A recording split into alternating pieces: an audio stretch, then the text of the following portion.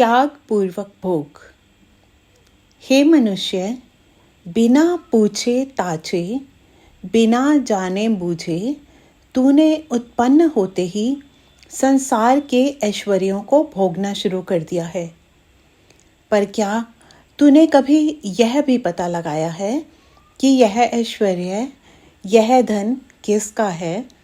इस धन का ईश कौन है? स्वामी कौन है? अरे इसका स्वामी तो प्रत्येक स्थान पर विद्यमान है। वह ना दिखता हुआ भी हर वस्तु में रमा हुआ है। इस जग तीतल पर यह जो भी जगत दिख रहा है, पदार्थ जात विद्यमान है, वह सब ईश से बसा हुआ है, इससे अधिकृत हुआ है। तुझे चाहिए कि तू उस ईश की अनुमति पाकर ही इन ऐश्वर्यों का भोग कर, अर्थात तेरे अंदर बैठा हुआ वह ईश तुझे जो कुछ दे रहा है उसी का भोग कर। दूसरे को दिए धन को देखकर तू कभी मत ललचा, वह उसी के लिए दिया गया है। सब धन तो उस ईश का ही है और वह हमारे कल्याण के लिए और जगत के कल्याण के लिए हम मनुष्यों को यथा योग्य धन देता है। इसलिए तू कभी लोभ मत कर।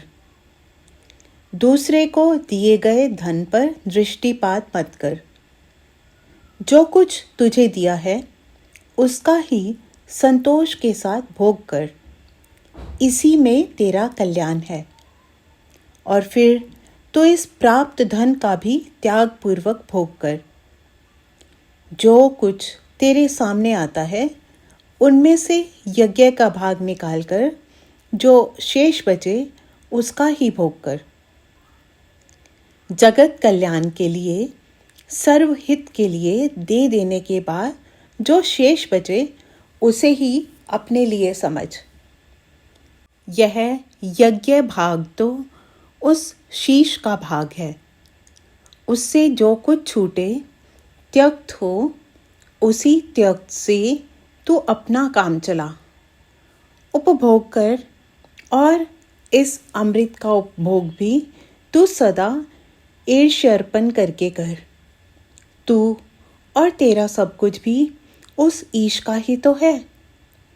अतः तू जो कुछ भोगता है उसे सदा इसी भावना से भोग कि इसके भोगने से जो तेरी शारीरिक, मानसिक और आत्मिक पुष्टि होगी वह उस ईश के काम के लिए होगी, ईश की सेवा के लिए होगी।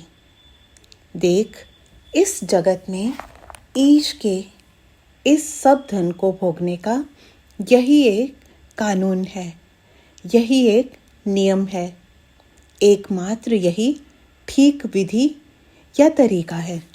ओम।